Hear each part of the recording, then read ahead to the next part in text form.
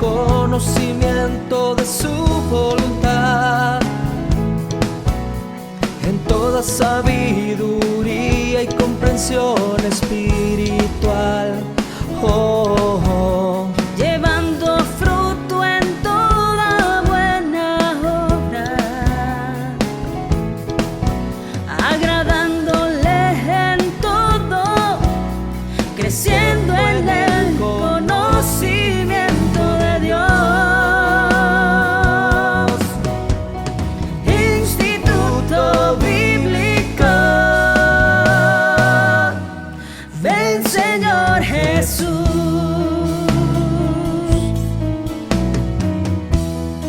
Estableciendo la cultura del reino con la palabra de Dios, instruyendo nuevos discípulos. Instituto Bíblico, ven Señor Hola, bendiciones, Jesús. amados hermanos, te saluda el pastor Juan Carlos Lima y estamos ya en la lección número 10 de este curso titulado Las Epístolas Paulinas. Amado hermano, hemos estado viendo bastante acerca del libro de Romanos, del libro de 1 Corintios, y vamos a estar ya casi avanzando en lo que es 1 Corintios. Vamos a entrar hoy a la parte número 3, que yo creo que ha sido de bastante bendición ver estas dos epístolas. Con estas dos epístolas tenemos bastante material, amados hermanos, para predicación, pero también bastante doctrina. Así que espero de que esto te esté ayudando bastante. ¿Qué te parece si comenzamos con una oración y le pedimos al Señor su ayuda y su bendición en todo lo que vamos a hacer? Amén. Inclina tu rostro, cierra tus ojos, vamos a orar. Padre, en el nombre poderoso de Jesús, venimos delante de ti, Señor, a pedirte ahora que nos des sabiduría, que nos des entendimiento para tu palabra, Señor, en el nombre poderoso de Jesús. Gracias, amado Dios. Amén y amén. Bueno, comencemos entonces, amados hermanos. Estamos aquí ya en lo que es epístolas paulinas y tenemos ahora lo que es la lección número 10, parte número 3 de Primera de Corintios. Amén. Hemos visto bastantito, hemos visto por lo menos 4 partes de esta epístola, 4 secciones. La sabiduría, hablamos de primero acerca de la sabiduría en esta epístola. Después vimos el hombre natural, el hombre espiritual y el hombre carnal. Y después vimos acerca de cómo se había metido la carnalidad en la iglesia de Corintio. Amén. Vimos eso ahí. Y también vimos de la importancia de reconocer que esto lo hace bien notorio Pablo.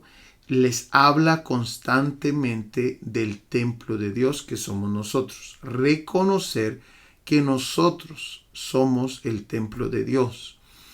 Y ahora va a tocar algunos otros puntos, Pablo. Uno de los puntos que toca no solamente se queda aquí en 1 Corintios, sino también lo abarca en 2 Corintios. Las amistades. Ese es uno de los temas principales también aquí en Corintios. Se menciona varias veces este tema de las amistades y por eso queremos ver qué es lo que nos dice Pablo aquí en Corintios acerca de las amistades. Recordémonos que está tocando estos temas principalmente por el desenfreno que hay en esta ciudad de Corintios. Hay un desenfreno total. Y, amados hermanos, es una ciudad de pecado. Entonces Pablo, esta epístola la manda a una iglesia que debe de ser diferente a lo que están viendo en la ciudad. Amén, esta epístola. Entonces, por eso vamos a hablar también de las amistades, que esto nos va a ayudar a nosotros a comprender qué dice Dios de nuestras amistades. Miremos entonces ahí en lo que es este próximo tema, las amistades. Y aparece este tema en 3 diferentes secciones. Amén. Está las amistades en general. Pablo hace mención acerca de esto, pero también están las amistades con malos cristianos. Este tema también aparece aquí. 1 Corintios 15:33, las amistades en general, y 1 Corintios 5:9 al 13, las amistades con malos cristianos. Pero en 2 de Corintios toca otro tema, la amistad con incrédulos. Entonces, estos 3 temas son muy importantes, estas 3 ramas de este tema. Amén. La amistad en general, la amistad con malos cristianos y la amistad con incrédulos. Miremos entonces la amistad en general. Mira lo que dice ahí en 1 Corintios 15, 33. Dice, no se dejen engañar. Bien dice el dicho, que las malas amistades echan a perder las buenas costumbres. Y esta palabra que aparece ahí para amistades es la palabra en griego transliterado del Strong 3658, que también en algunas Biblias lo vas a ver con esta traducción, las malas compañías. Amén. Porque esa palabra también significa eso. También lo vas a ver en otras versiones como las malas conversaciones, porque también esa palabra significa eso mismo. Pero Dios le toma mucha atención, le pone mucha atención a nuestras amistades y nosotros tenemos que aprender a escoger bien nuestras amistades. En este caso es la amistad en general. No se dejen engañar, bien dice el dicho, que las malas amistades echan a perder las buenas costumbres. Y es que en la palabra de Dios tenemos un ejemplo del por qué necesitamos nosotros escoger bien nuestras amistades. La historia de Josafat nos sirve de lección. Josafat tenía un grave problema de contraer malas amistades. Ahora mira conmigo ahí en 2 de Crónicas 19.1. 2 de Crónicas 19.1. Donde se nos dice, miremos desde el verso 2. Se nos dice, y le salió al encuentro el vidente Jehú, hijo de Ananí, y dijo al rey Josafat, al impío das ayuda y amas a los que aborrecen a Jehová, pues ha salido de la presencia de Jehová ira contra ti por esto. Pero se han hallado en ti buenas cosas, por cuanto has quitado de la tierra las imágenes de acera y has dispuesto tu corazón para buscar a Dios. Démonos cuenta, esta es la primera reprensión que este Josafat recibe. Y aquí debería de haber aprendido la lección, pero no la aprende, amado hermano, sino que miramos que el próximo punto está en el capítulo 20, versículo 35, donde ahora contrae amistad con el hijo de Acab. Pasadas estas cosas, Josafat, rey de Judá, trabó amistad con Ocosías, rey de Israel, el cual era dado a la impiedad. A Dios le importan mucho nuestras amistades. Y la razón, varias razones, pero una de ellas es porque nuestras amistades pueden influenciarnos a hacer cosas que no hubiéramos hecho nosotros. Por eso es de mucha importancia escoger con quién nosotros, como dice aquí, trabamos amistad. Dice, e hizo con él compañía para construir naves que fuesen a Tarsis, y construyeron las naves en Esión Geber. Entonces Eliezer, hijo de Dodaba, de Maresa, profetizó contra Josafat diciendo, por cuanto has hecho compañía con Ocosías, Jehová destruirá tus obras. Y las naves se rompieron y no pudieron ir a Tarsis. Segunda reprensión. ¿Qué era lo que Dios tanto estaba tratando de evitar? Esto, mira por favor, Josafat en algún momento iba a morir. ¿Y a quién le iba a quedar todo esto? Ese era el problema, que Josafat nunca alcanzó a ver. Cuando nosotros trabamos amistad con alguien impío que no ama a Dios, tarde o temprano, amados hermanos, su influencia, ya sea por un acontecimiento de nuestra vida, vamos a ir a pedir consejo y su influencia puede a nosotros desviarnos del camino. Debemos tener cuidado. En 2 de Crónicas 21.1, Josafat muere. ¿Y qué es lo que pasa? Te lo voy a poner en grande. Joram mata a sus hermanos. Sí, Joram era el hijo de Josafat. ¿Y qué fue lo que pasó? Bueno, ¿te recuerdas que Joram, en el capítulo 18, versículo 1, nos dijo ahí la palabra de Dios que Josafat hizo parentesco? ¿Qué fue lo que ocurrió? Él le dio a la hija de Acab, le dio a su hijo Joram. Josafat tenía varios hijos, pero el que se quedó reinando fue Joram. ¿Y qué es lo que hace? Muchos estudiosos dicen que por el consejo de la hija de Acab, que también era hija de Jezabel, muchos estudiosos dicen que ella le dio el consejo a su esposo Joram que matara al resto de sus hermanos para que nadie tuviera paso al trono, más que Joram. Y eso es exactamente lo que hace. Mira, por favor, Segunda de Crónicas, capítulo 21, versículo 4. ¿Lo tenemos? Dice así: fue elevado pues Joram al reino de su padre, y luego que se hizo fuerte, mató a espada a todos sus hermanos, y también a algunos de los príncipes de Israel. Cuando comenzó a reinar era de 32 años y reinó 8 años en Jerusalén. Y anduvo en el camino de los reyes de Israel, como hizo la casa de Acab. Porque tenía por mujer, aquí está, esta es la razón por la cual los estudiosos dicen, ¿por qué hizo tal hombre tal cosa si era hijo de un buen rey? Porque tenía por mujer a la hija de Acab, e hizo lo malo ante los ojos de Jehová. Es más, si tú te das cuenta, ahora, amados hermanos, hay graves problemas. ¿Te recuerdas lo que te había mencionado? Te lo voy a poner en grande. Las malas amistades echan a perder las buenas costumbres. Y eso es exactamente lo que ocurre ahí. Pero nos damos cuenta que el Señor siempre trae juicio a las situaciones de esta vida.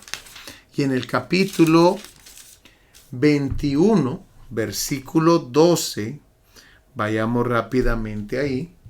Capítulo 21, versículo 12, dice así, es la única carta que hay del profeta Elías.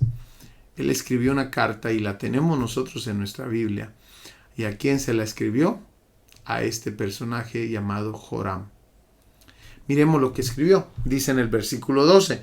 Y le llegó una carta del profeta Elías que decía: Jehová el Dios de David tu padre ha dicho así: por cuanto no has andado en los caminos de Josafat. ¿Te das cuenta cómo Josafat era un buen rey?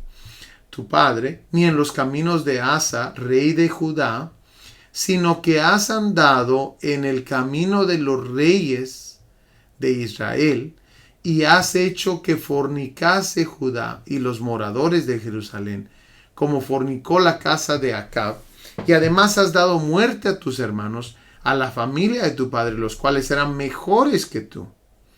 He aquí Jehová herirá a tu pueblo de una gran plaga, y a tus hijos y a tus mujeres y a todo cuanto tienes, y a ti con muchas enfermedades, con enfermedad de tus intestinos, hasta que se te salgan a causa de tu persistente enfermedad. Ve conmigo al versículo 18, que dice: después de todo esto, Jehová lo hirió con una enfermedad incurable en los intestinos. Y aconteció que al pasar muchos días, al cabo de 2 años, los intestinos se le salieron por la enfermedad, muriendo así de enfermedad muy penosa. Y no encendieron fuego en su honor, como lo habían hecho con sus padres. Cuando comenzó a reinar era de 32 años y reinó en Jerusalén solo 8 años, hermano. Esos 8 años decidió hacer las cosas mal delante de Dios. Pero ¿quién tuvo la mayor culpa acá? La tuvo desde el principio Josafat. A Josafat no se le encuentra tacha alguna más que esta, amados hermanos, sus amistades. Y es que hay veces hay un pensamiento en nosotros que no causan daño, pero es que la realidad es que preferible mejor hacerle caso a la palabra, porque la palabra sabe lo que nos está diciendo. El Espíritu Santo sabe lo que nos habla. A nosotros pensar y nosotros tener nuestra propia opinión de las cosas. Es mejor, aunque no conozcamos el futuro, es mejor siempre serle obediente a la palabra. Entonces, Pablo habla acerca de las amistades aquí, y estas son las amistades en general. Yo te doy un ejemplo aquí de lo que es una mala amistad, ¿verdad? La amistad que hizo Josafat y cómo vino a causar grandes problemas para Judá. Su amistad. Ahora, ¿por qué? Porque de repente te das cuenta, Joram es muerto, está casado con la hija de Jezabel y comienza a reinar Ocosías, el hijo de Joram. Comienza a reinar. Recuérdate que también Ocosías se llamaba el hijo de Acab y de Jezabel. O sea que la mujer esta, con que se había casado, Atalía, ella le puso el nombre de su hermano a su propio hijo. Y ahora comienza a reinar Ocosías, el hijo de Joram, y también lo mata Jehová. ¿Y qué crees que ocurre? Lo que Josafat nunca vio venir. Queda reinando Atalía, la hija de Jezabel. Y esto, hermanos, era impensable. Ella se asegura de quedar ella en el trono, esconden a un niño, hermanos, en el templo por varios años en lo que ella está reinando, porque ella estaba buscando a quién matar para que nadie más quedara en lugar de ella. Una mujer mala, hermanos. Dios la mata al final, también igual que estos otros personajes. Ahí en el capítulo 23, versículo 15. Miremos lo que pasó. 23:15. Ellos pues le echaron mano y luego que ella hubo pasado la entrada de la puerta de los caballos de la casa del rey, ahí la mataron. Amén. Entonces, ahora nos damos cuenta que el mismo pueblo está causando la muerte de esta mujer que había ya eliminado a personajes que podían tomar su lugar, menos a un niño que aparece ahí en esta historia también, Joás. Bueno, miremos entonces ahora lo próximo, porque ahora nos van a hablar acerca de la amistad con malos cristianos. Sí, Pablo también nos habla de eso aquí. Mira conmigo ahí en el capítulo 5, versículo 9. Dice, mi carta les escribí que no anduvieran en compañía de personas inmorales. No me refería a la gente inmoral de este mundo, o a los codiciosos y estafadores, o a los idólatras, porque entonces tendrían ustedes que salirse del mundo. Y mira, por favor, hermano, sino que en efecto les escribí que no anduvieran en compañía de ninguno que, llamándose hermano, es una persona inmoral, o avaro, o idólatra, o difamador, o borracho, o estafador. Con esa persona ni siquiera coman. Entonces, nos vamos a dar cuenta que aquí usan esta palabra en compañía. Amén. Significa esa palabra mezclarse con. Y también significa tener o mantener compañía con. Amén. En algunos otros versos traducen esa misma palabra con la frase no os juntéis.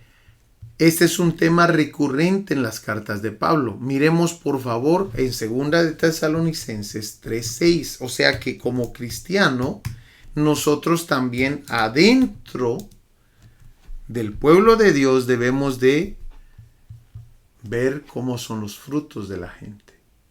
Mira, por favor, aquí en el 2 de Tesalonicenses 3:6, Pablo hace este mismo tema. Pero os ordenamos, hermanos, en el nombre de nuestro Señor Jesucristo, que os apartéis de todo hermano que ande desordenadamente, y no según la enseñanza que recibisteis de nosotros. Porque nosotros mismos sabéis de qué manera debéis imitarnos, pues nosotros no anduvimos desordenadamente entre vosotros. Este es uno de los temas. Ahora mira por favor el capítulo 3, versículo 14. Menciona otra vez. Nos dice qué debemos de hacer. Si alguno no obedece a lo que decimos por medio de esta carta, a ese señaladlo, y no os juntéis con él para que se avergüence. Mas no lo tengáis por enemigo, sino amonestadle como a hermano. Entonces ahora Pablo nos está dando un orden a seguir. Debemos de alejarnos de personas en desórdenes. Amén. Personas hermanos de la iglesia. Lo dijo claro ahí. Pero también nos está diciendo no lo tomen como enemigo, sino amonestémoslo como hermano. Amén. Entonces hay un plan de trabajo que se nos está dando acá. A veces, amados hermanos, hacemos lo primero, pero no hacemos lo segundo. Y démonos cuenta que ese es el contexto que se nos está diciendo acá. Nos alejamos de la gente en desórdenes, pero no hacemos lo segundo. Y la gente se va porque no miró amor. Entonces aquí Pablo nos está ayudando con este tema y nos está diciendo, no, hay un orden. Debemos nosotros continuar, no tomarlo como enemigo. Pero mira, por favor, también se nos dice en el capítulo 5, versículo 14, de 1 de Tesalonicenses, 5:14, también os rogamos, hermanos, que amonestéis a los ociosos, que alentéis a los de poco ánimo, que sostengáis a los débiles, y que dice que seáis pacientes para con todos. Entonces hay un plan, debemos de ser pacientes. Recordémonos cómo nosotros venimos a los pies de Cristo. Hubieron cosas que yo no dejé en el primer año, hermanos, de cristiano. Me costó, hubieron cosas, pero de repente, poquito a poquito, hubo gente muy paciente conmigo y debemos estar conscientes cómo fue nuestro proceso. Amén. Al principio, recordemos siempre cuánto nos costó a nosotros, porque a veces queremos que la gente cambie instantáneamente, pero amado hermano, no todos pasamos el mismo proceso. El tercer punto que habla acá Pablo es la amistad con incrédulos, y aquí está hablando más de una amistad íntima. Amén. Dice, no se asocien íntimamente con los que son incrédulos. Está hablando de relaciones de noviazgo. Está hablando de no casarnos con gente incrédula. ¿Cómo puede la justicia asociarse con la maldad? ¿Cómo puede la luz vivir con las tinieblas? ¿Qué armonía puede haber entre Cristo y el diablo? ¿Cómo puede un creyente asociarse con un incrédulo? Ahora, esto es importante que lo note, que también Pablo en la próxima lección que vamos a ver, nos vamos a dar cuenta que Pablo también habla acerca de qué debemos de hacer si somos un creyente nuevo y tenemos a un cónyuge no creyente.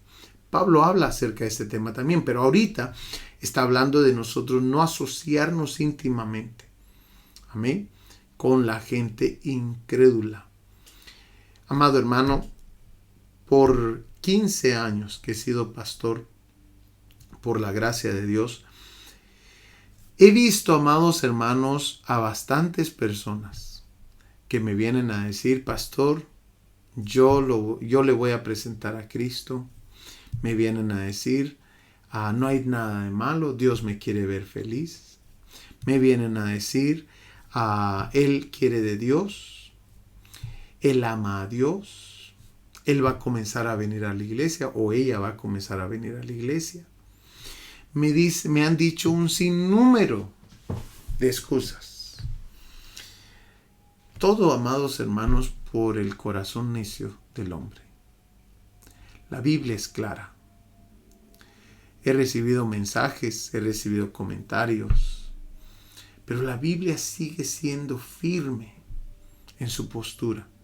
No se asocien íntimamente con los que son incrédulos. Y nos dice las razones. Mira la palabra que usan acá.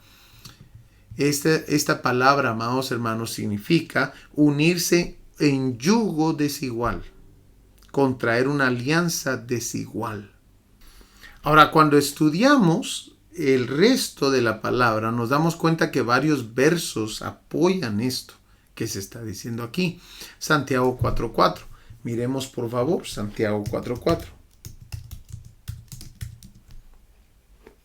Dice ahí: oh almas adúlteras, ¿no sabéis que la amistad del mundo es enemistad contra Dios? Cualquiera pues que quiera ser amigo del mundo se constituye enemigo de Dios. Qué interesante y qué fuerte. Primera de Juan 2:15 también lo menciona.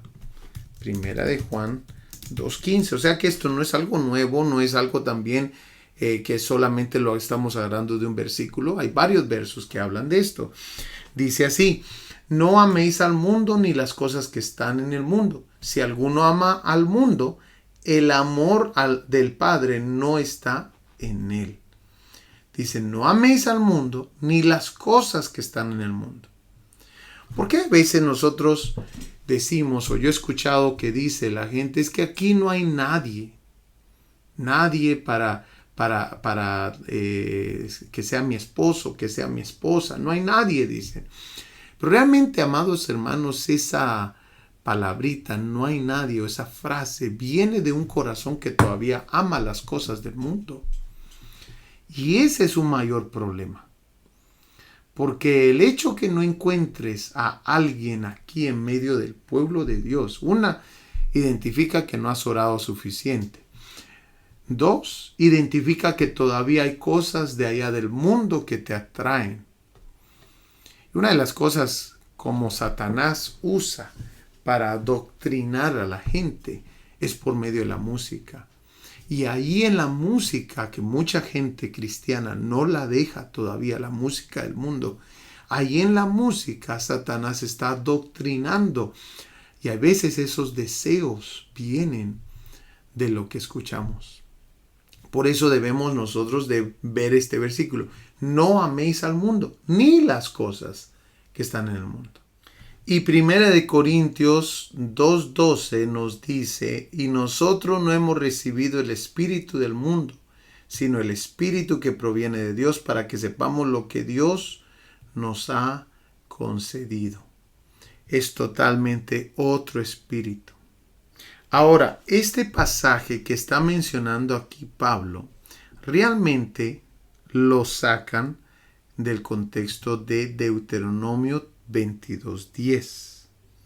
Este pasaje viene del Antiguo Testamento. En esta Biblia que estamos leyendo, una traducción viviente, dice: no se asocien íntimamente, pero la versión Reina Valera dice: no os unáis en yugo desigual. ¿Te das cuenta? Con los incrédulos. Entonces están hablando de un yugo. Ahora, ¿por qué está hablando de esto Pablo? Vayamos a Deuteronomio 22:10, donde se dice, amados hermanos, lo tenemos ahí: no ararás con buey y con asno juntamente. O sea, no van de la mano. ¿Qué era esto, amados hermanos? El yugo, mira la foto que te puse ahí. El yugo era lo que se ponía a los dos animales, ¿verdad? Y no podía ser de un tipo de animal y de otro tipo de animal. Entonces aquí Pablo está sacando esto y está diciendo: no os unáis en yugo desigual. Pero realmente viene de Deuteronomio 22:10.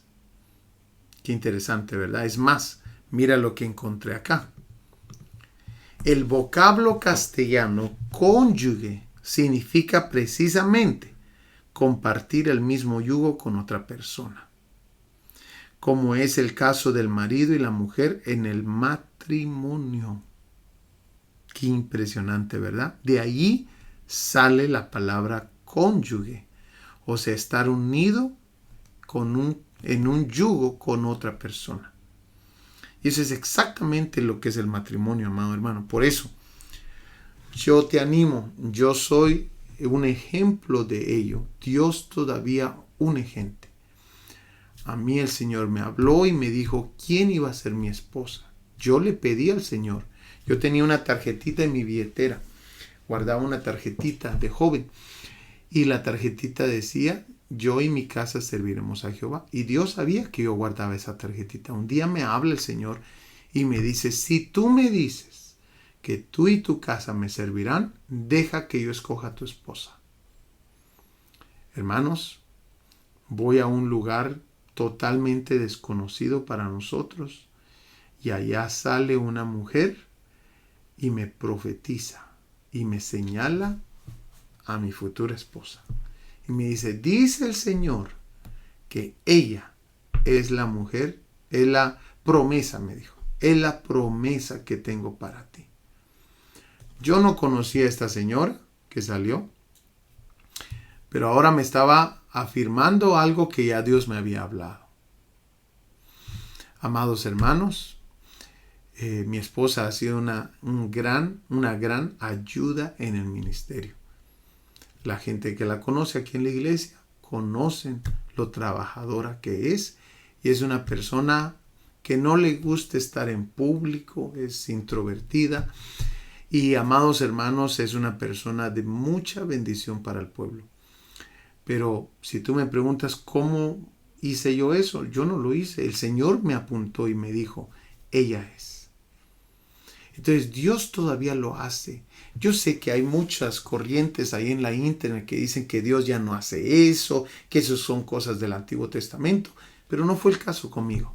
Hasta el día de hoy yo puedo ver cómo Dios nos unió. Así que yo te animo, espera el tiempo de Dios. Ese es uno de los puntos que hace Pablo aquí. No se unan en yugo desigual con el incrédulo. Sigamos viendo porque tenemos algunos otros puntos y tenemos que avanzar. Miremos entonces ahora, amados hermanos. Ya vimos entonces lo que es las amistades. Y ahora el punto número 6. Habla Pablo de principios del matrimonio. Y con esto vamos a terminar. Principios del matrimonio. Démonos cuenta que los consejos que aquí está dando Pablo están basados en respuestas a una carta que los corintios habían mandado. Entonces tenemos que relacionar estas respuestas a esa carta que ellos le mandaron. Y habla acerca de unos principios del matrimonio. El primero es cuidado con la fornicación. Capítulo 7, versículo 1, dice: en cuanto a las cosas de que me escribieron, ¿te das cuenta? Hay una carta aquí, la cual nosotros no tenemos, pero que Pablo recibió. En cuanto a las cosas de que me escribieron, bueno es para el hombre no tocar mujer. No obstante, por razón de las inmoralidades, que cada uno tenga su propia mujer y cada uno tenga su propio marido. El otro punto que hace aquí es esta palabrita que ya la hemos visto: inmoralidades, porneia. ¿Te recuerdas? Ahí puede entrar fornicación, inmoralidad sexual, pecado sexual en general. Pero dice algo más: que cada uno tenga su propia mujer y cada uno tenga su propio marido. ¿Por qué está hablando esto Pablo? Bueno, recordémonos que Corintios era una ciudad de pecado. Y Roma era el imperio de ese tiempo. Y el matrimonio en Roma, amados hermanos, en todo lo que es el imperio romano, que incluía Corintios también, amados hermanos, era muy diferente a lo que nosotros conocemos ahora. Por ejemplo, tenemos que ver entonces cómo era el matrimonio romano en ese entonces. Por ejemplo, el divorcio era tan corriente como el matrimonio, según el comentario al Nuevo Testamento. Así lo saqué y lo copié exactamente como decía ese comentario. El divorcio era tan corriente como el matrimonio. Pero lo otro, la promiscuidad en el hombre era muy común y normal. El divorcio no requería ningún acto legal ni oficial. Es más, uno de los comentarios que estaba leyendo es de que Roma por 500 años valoró bastante el matrimonio. Pero como ellos absorbieron las culturas de otros imperios, por ejemplo, el imperio griego, estaba leyendo este comentario que decía, Roma absorbió al imperio griego, pero el imperio griego conquistó la moral romana, dando a entender los griegos eran inmorales. Y cuando Roma conquistó a Grecia, sí conquistó a la Grecia física, pero Grecia conquistó la moral de Roma. O sea que los romanos se hicieron como los griegos. Y por eso cuando está escribiendo Pablo estas cartas, la inmoralidad en todo el imperio romano está por los suelos, hermanos. Qué impresionante. Dicen por ahí, otro de los comentarios que encontré, es que en los primeros años de Roma no hubo ni siquiera un divorcio, porque el matrimonio era muy valorado. Pero cuando fue conquistada Grecia, ahí se corrompieron muchas cosas en el matrimonio. Entonces es importante ver esto. Y por eso está Pablo hablando de estas cosas con los corintios. Ahora, miremos el segundo punto. Y ahora en el verso 3 va a hablar del deber conyugal. Mire el versículo 3. Dice que el marido cumpla su deber para con su mujer. E igualmente la mujer lo cumpla con el marido. Estamos viendo principios del matrimonio de acuerdo a la carta que le habían mandado a Pablo. Él está contestando preguntas. Y habla acerca del deber conyugal y habla de cuándo está bien que se ausenten. Mire por favor 3 razones que menciona aquí Pablo en el versículo 5. Dice, no se priven el uno del otro excepto de común acuerdo. Ha de ser de mutuo consentimiento. Esto es muy importante para ausentarse de las relaciones sexuales. Debe de ser un mutuo consentimiento. También lo segundo dice ahí, y por cierto tiempo. Ha de ser por un tiempo señalado. Esto también es importante. Y también dice, para dedicarse a la oración. Entonces yo le puse aquí, debe de ser por una muy buena razón. Ahora, no es solamente la oración que califica, sino que también, digamos, la persona está enferma, uno de los cónyuges está enferma o está enfermo, alguna otra razón que sea de muy buena razón. Pero démonos cuenta por qué Pablo está hablando de esto. Aquí lo dice, vuelvan después a juntarse, verso 5, a fin de que Satanás no los tiente por causa de falta de dominio propio. Qué interesante, ¿verdad? Ahora, también Pablo va a tocar otro tema muy importante en el capítulo 7, versículo 10. Va a tocar otro tema muy importante. Recordémonos que muchas personas estaban viniendo a los pies de Cristo y su cónyuge no tanto quería. Entonces Pablo toca este tema. No se separen de su cónyuge. Y da varias cosas de importancia aquí.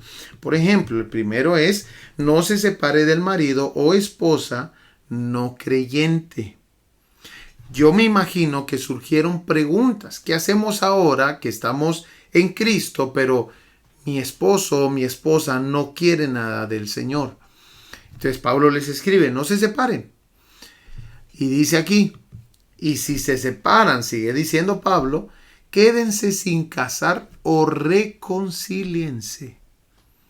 O sea, no es de que como ya somos cristianos ahora podemos ver de otra manera. No está diciendo esto. Está diciendo no se separen del marido y nos da las razones en los próximos versos. Dice, el marido incrédulo es santificado en el cónyuge creyente, o la esposa incrédula es santificada en el cónyuge creyente. ¿Qué significa eso? Yo lo estuve buscando en comentarios bíblicos y básicamente lo que significa es recibe las bendiciones que Dios mandará a ese hogar a causa del creyente que está en el hogar. El marido o la esposa reciben esas bendiciones que el nuevo creyente está atrayendo así a su hogar. Amén. Y por supuesto nos habla al final Pablo acerca de los hijos. Los hijos son consagrados a causa del cónyuge creyente. Y me gustó esta palabra, consagrados, o sea, apartados para Dios. Amén. Ese es el otro punto que hace aquí Pablo. Y por último, ya no tenemos mucho tiempo, pero por último el capítulo 7, versículo 32 toca el cuarto punto acerca del matrimonio. Dice, quisiera pues que estuvieseis sin congoja. El soltero tiene cuidado de las cosas del Señor, de cómo agradar al Señor, pero el casado tiene cuidado de las cosas del mundo, de cómo agradar a su mujer. Hay asimismo diferencia entre la casada y la doncella. La doncella tiene cuidado de las cosas del Señor para ser santa así en cuerpo como en espíritu. Pero la casada tiene cuidado de las cosas del mundo, de cómo agradar a su marido. Esto lo digo para vuestro provecho, no para entenderos lazo, sino para lo honesto y decente, y para que sin impedimento os acerquéis al Señor.